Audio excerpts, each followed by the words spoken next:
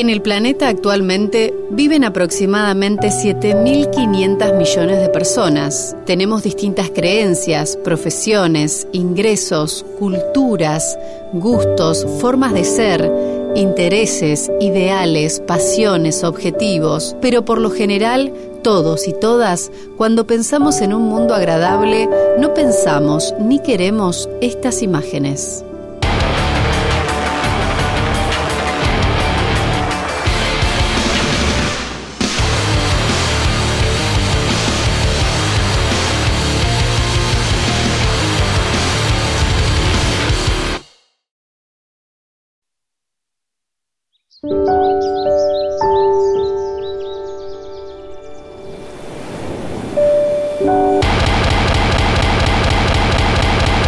Ahora que recordamos esas imágenes, seguro nos resulta muy difícil volver a imaginar ese mundo ideal. Hemos modificado el mundo en el que vivimos de una manera que nos resulte más cómodo, pero para lograr esto, producimos, consumimos, gastamos bienes y servicios a una velocidad mayor, a la que esos recursos naturales pueden regenerarse.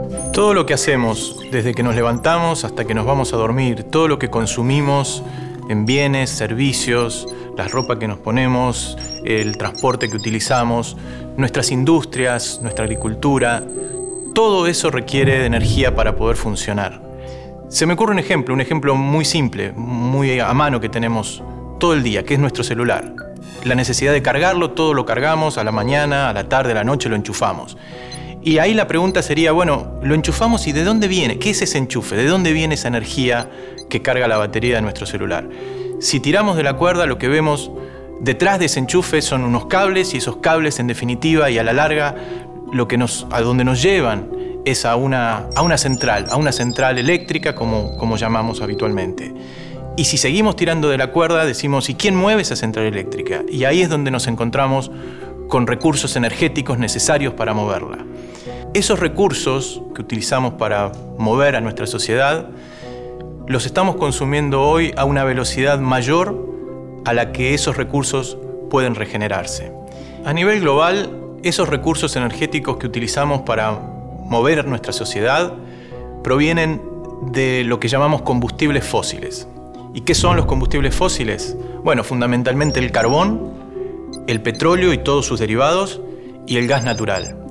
Combustibles que se vienen usando en ese orden desde la revolución industrial hace unos 200 años atrás hasta el presente. Hoy por hoy esos combustibles representan más del 80% de la energía que consumimos a nivel global, y también en la Argentina. Esos combustibles fósiles nos permitieron crecer a lo largo de la historia de diversas maneras, pero también generaron impactos no precisamente positivos. Uno de ellos, tal vez el más mencionado y más discutido en los últimos años, son las emisiones de gases de efecto invernadero que esos combustibles producen. Se llama efecto invernadero al fenómeno por el que determinados gases en la atmósfera retienen parte del calor que la superficie de la Tierra recibe del Sol.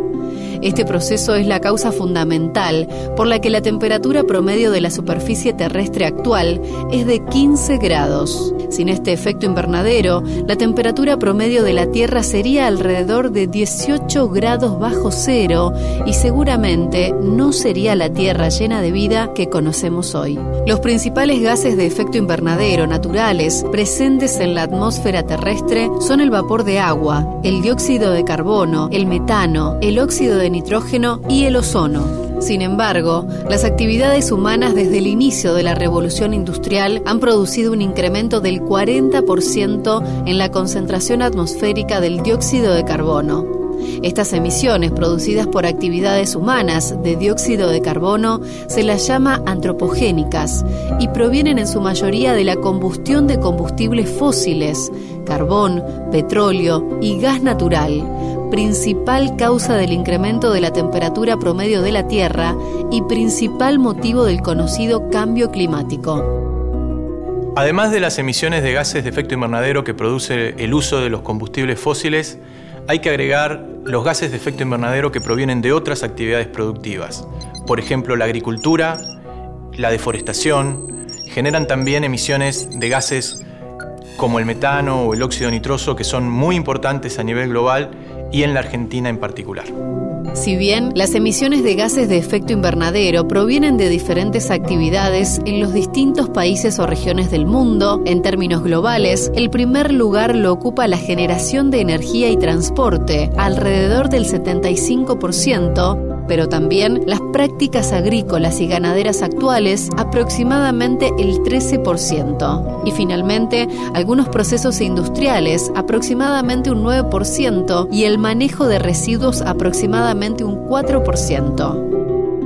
Mediciones y observaciones realizadas desde hace décadas muestran un incremento de la temperatura media global del planeta acompañado de variaciones extremas de temperatura y precipitaciones, así como tormentas, tornados, huracanes, sequías, inundaciones y olas de calor que se dan con una frecuencia y una intensidad nunca observadas en la historia de la humanidad. También hay que decir que las emisiones de gases de efecto invernadero provenientes de combustibles fósiles o de otras fuentes no se han dado de la misma manera a lo largo de la historia y en distintas regiones o distintos países. Países que empezaron su desarrollo con anterioridad, cerca del inicio de la revolución industrial, la Europa occidental o Estados Unidos, luego Japón, Canadá, etc., empezaron a emitir estos gases desde hace mucho tiempo y tienen evidentemente una responsabilidad histórica sobre los efectos que estos gases han causado en la atmósfera y en todo el planeta. Hoy por hoy, estos países que conocemos como industrializados todavía tienen altos niveles de consumo de combustibles fósiles y por lo tanto de emisiones de gases de efecto invernadero. Los países actualmente en desarrollo, las economías emergentes, también están mostrando en las últimas décadas un crecimiento en sus niveles de consumo y de producción y por lo tanto también en el uso de combustibles fósiles y otras fuentes energéticas y por lo tanto también en las emisiones de gases de efecto invernadero que generan. Los niveles todavía de estos países emergentes y en desarrollo no alcanzan los niveles de los países ya desarrollados, pero la tendencia es lo preocupante. Ahí vemos que países como China, India, Brasil, México, Sudáfrica e incluso la Argentina muestran tendencias que de alguna manera asemejan el sendero de desarrollo que tuvieron los países hoy ya desarrollados. Si miramos el caso de la Argentina, también vamos a ver estas tendencias crecientes, estos senderos de desarrollo que otros países ya han tomado en el pasado.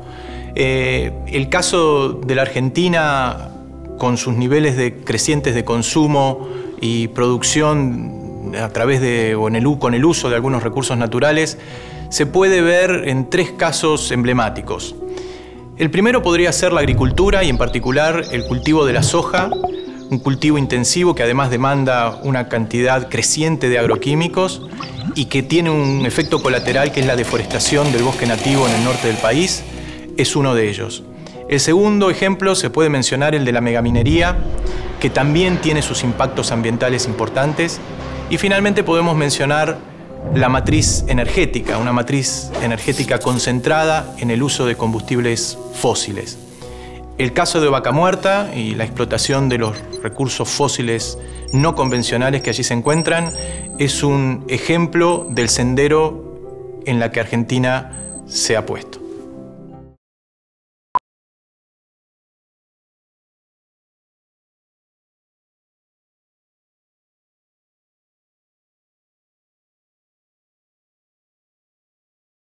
Para empezar a comprender cómo podemos pensar en modelos de desarrollo que no afecten al medio ambiente, es fundamental entender el concepto de desarrollo sustentable como un desarrollo que atiende las necesidades del presente sin comprometer las necesidades de las futuras generaciones.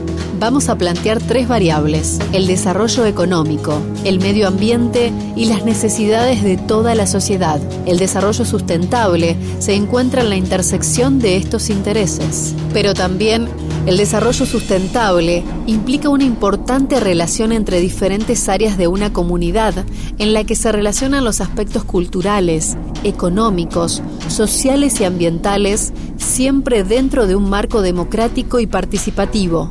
Si hablamos de desarrollo sustentable, veamos cuán sustentable es la matriz energética en la Argentina. Si miramos lo que se llama la matriz de energía primaria, o sea, la energía que utilizamos en todo concepto, para todas las cosas que hacemos, producimos y consumimos, esa matriz está basada en más de un 80% en combustibles fósiles en nuestro país. Y si nos concentramos en lo que se conoce como la matriz de energía eléctrica, o sea, la energía que usamos para producir la energía eléctrica, entonces ahí nos encontramos con esta situación. Más del 95% de esa energía proviene de combustibles fósiles, de energía nuclear y de las grandes represas hidroeléctricas. Estos tres recursos se pueden mirar combinadamente porque tienen una característica o características similares. En primer lugar, lo que podemos decir de estos recursos es que tienen una gran concentración física y geográfica, mucha cantidad de energía en poco espacio y que además existen en pocas regiones del mundo y pocas regiones dentro de nuestro país. En segundo lugar, la explotación de estos recursos requiere de grandes capitales, que solamente grandes corporaciones y algunos estados nacionales tienen esos recursos económicos financieros para poder extraer, explotar, transformar, transportar y darle uso final a la energía proveniente de estos tres recursos. Y finalmente, esta concentración física, geográfica y económica tiene como consecuencia una concentración del poder político. Aquellos actores que tienen dominio sobre los recursos tienen la capacidad de ejercer relaciones de dominio en la sociedad. Y volviendo al concepto de sustentabilidad, la pregunta sería, ¿hay otros recursos energéticos que nos permitan generar energía de forma más sustentable?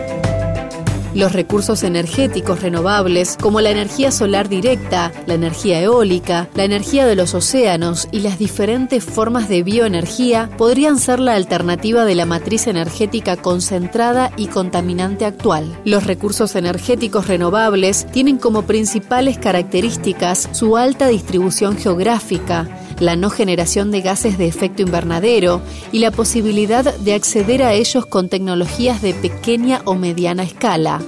Los recursos energéticos renovables no requieren necesariamente de grandes capitales para su explotación y, por lo tanto, más actores pueden ser parte del juego. De hecho, algunos de esos recursos se podrían utilizar a escala individual, familiar o comunitaria, generando una suerte de democratización en el acceso a la energía que esos recursos produzcan. Las energías renovables, si se les da el marco adecuado para su desarrollo, permitirían varias cuestiones. Una es una mejor relación entre la sociedad y su entorno y sus recursos naturales. Pero también, y muy importante de destacar, que permitirían un mayor y mejor acceso a la energía que esos recursos podrían producir y, por supuesto, con mayor equidad. Suele decirse que las energías renovables son costosas, tienen alto costo de capital o la energía que producen es costosa. Pero la pregunta ahí es, ¿más costoso que qué? ¿Que los combustibles fósiles o que la energía nuclear? Veamos un poco. Los combustibles fósiles empezaron a desarrollar en Argentina allá por la creación de YPF en la década del 20 del siglo pasado. Casi un siglo de desarrollo de los combustibles fósiles, donde se invirtió mucho dinero para desarrollarlos, donde hubo cantidades enormes de subsidios, como sabemos, para que el costo de esos combustibles fósiles sea el que es hoy. Lo mismo se puede decir con la energía nuclear, a partir de la creación de la Comisión Nacional de Energía Atómica hace ya 60, 70 años, donde también se invirtió mucho dinero para ese desarrollo. Y sin hacer revisionismo histórico, pero cuando uno compara todo ese dinero y esos subsidios puestos para el desarrollo de los combustibles fósiles, el desarrollo de la energía nuclear, y lo compara con las energías renovables, donde no hubo el mismo trato, entonces la comparación resulta difícil de realizar. Y ya a lo mejor teniendo en cuenta todos los costos invertidos en energía nuclear o energía fósil, entonces ya la comparación sería diferente. Los recursos energéticos renovables, si se les da el marco adecuado para su desarrollo, tendrían una cantidad de beneficios importantes y que vale la pena mencionar. En primer lugar, la diversificación de la matriz energética, usando distintos recursos que el propio país tiene y cuenta en sus distintas regiones. En segundo lugar, la posibilidad de desarrollar tecnología local, con mano de obra local. También podemos mencionar la facilidad o el mejor acceso a la energía que esos recursos podrían producir. Y finalmente, podríamos decir que todo eso contribuye a una democratización en el acceso a la energía y en la producción de energía en el país. Ahora bien, si las energías renovables las vamos a explotar utilizando el mismo criterio extractivista y la misma lógica de costo-beneficio, donde las ganancias económicas son el objetivo último, entonces habremos cambiado de tecnologías, pero para seguir haciendo lo mismo.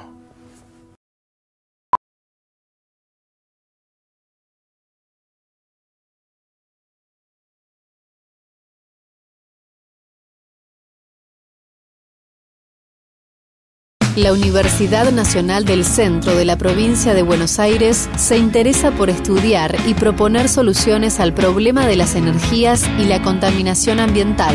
La Facultad de Ingeniería, además de tener una diplomatura en energías renovables, también busca y desarrolla alternativas a estos problemas mediante sus equipos de investigación. Uno de los problemas más urgentes a resolver es el de la movilidad urbana. Estamos en la Facultad de Ingeniería, yo pertenezco al Departamento de Electromecánica, de la Facultad de Ingeniería. El tema de energías renovables es un tema que se trabaja desde hace muchos años y este proyecto surge a partir de la iniciativa de comenzar a trabajar en electromovilidad, ¿sí? Con la finalidad de trabajar para la sustentabilidad y para la salud de nuestro planeta.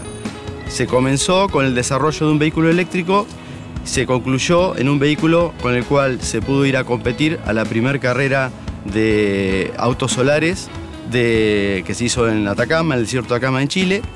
Y la finalidad que tiene este proyecto se siguió por una segunda versión en el 2012 y la finalidad que tiene este proyecto es llegar a desarrollar un vehículo del tipo eléctrico solar urbano. En eso estamos trabajando actualmente. Bueno, esto que estamos viendo acá es el vehículo denominado Pampa Solar 1, que representó a la Argentina en el año 2011 en una carrera de autos solares latinoamericana que se hizo en el desierto de Atacama, en Chile. Este vehículo consta de dos fuentes de energía que recargan una batería, que es la que se utiliza para darle la propulsión al vehículo. La fuente principal es una fuente que proviene de la energía del sol. Esos son 3 metros cuadrados que hay de paneles solares que están en el techo, como se ven.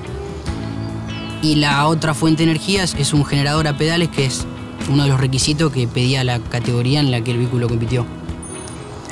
La perspectiva que yo le veo es tratar de volcar toda la tecnología que se desarrolló para poder viajar a la carrera y que se implementó en estos vehículos de alta competencia y poder volcarla en un vehículo urbano que pueda salir al mercado.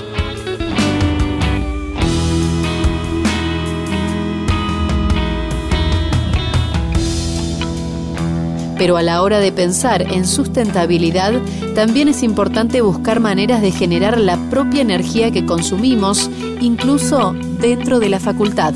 Este proyecto de utilización de paneles fotovoltaicos se desarrolló en la UNICEN para transformar la energía solar en energía eléctrica. La ventaja de este equipo o este proyecto es que los paneles solares transforman la energía eléctrica, la cual no es necesario ser almacenada en baterías, sino que permite la interconexión a red eléctrica. Con esto, parte de la energía puede ser consumida en el propio edificio donde está incorporado el equipo, mientras que la restante se entrega a la red para ser transferida a diferentes usuarios.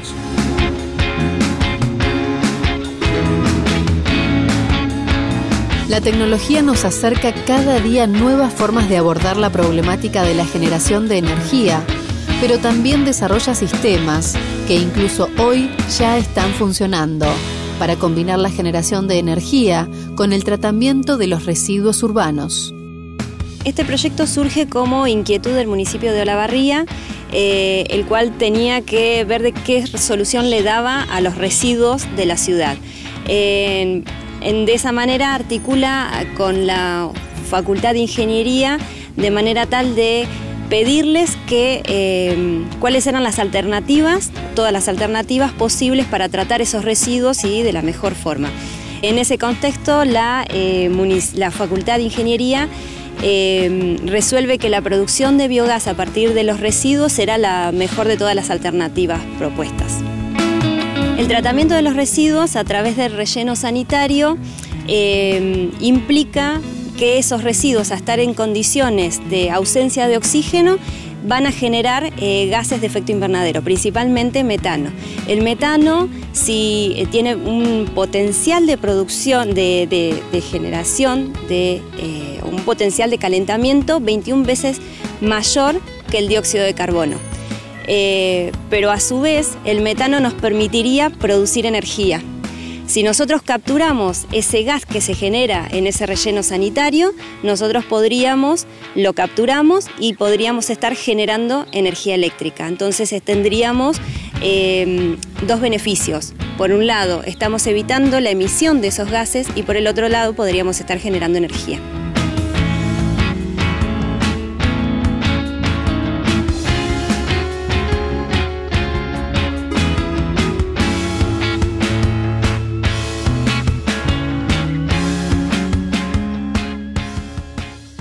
Los cambios tecnológicos y las mejoras tecnológicas son imprescindibles, fundamentales, pero tal vez por sí solas tampoco alcancen para modificar el sendero de desarrollo que nuestros países están siguiendo. En este sentido, hay que revisar sin duda la manera en que consumimos, la manera en que producimos bienes y servicios, lo que se llama patrones de consumo.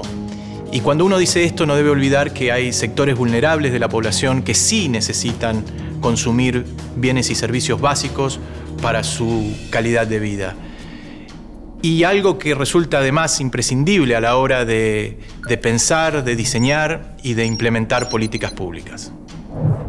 El desarrollo sustentable de una sociedad solo se consigue cuando se integran de manera armoniosa los aspectos económicos, los sociales y con los ambientales, y también con la equidad en el acceso a los recursos naturales y con equidad en la distribución de la riqueza que esos recursos generan. Por eso es fundamental pensar en reestructurar sectores claves como el energético o el agroindustrial, que son fundamentales para alcanzar un desarrollo sustentable. Así como es necesario reformular las dinámicas internas de muchos de nuestros sectores económicos productivos, también es necesario reformular la manera en que medimos nuestro desarrollo y también resignificar el sentido de prosperidad. Y cuando hablamos de desarrollo sustentable y de prosperidad en el sentido más profundo de la palabra, entonces tenemos que dejar de hablar de la venta de automóviles o de electrodomésticos y empezar a medir esa prosperidad y ese desarrollo sustentable en términos de la calidad de vida de los habitantes. Durante todo el programa estuvimos hablando de cambios en los patrones de consumo, de mejoras tecnológicas, de reestructuraciones en sectores claves de la economía como el energético, el agroindustrial. Y todos esos cambios son imprescindibles, pero esos cambios no son ajenos a nosotros y no podemos esperar todo el tiempo que desde la cúspide del poder lleguen esas modificaciones. Las decisiones personales son clave. Las decisiones personales nos llevan a cambios que tal vez sean más lentos, pero sin lugar a dudas serán cambios más profundos y perdurables.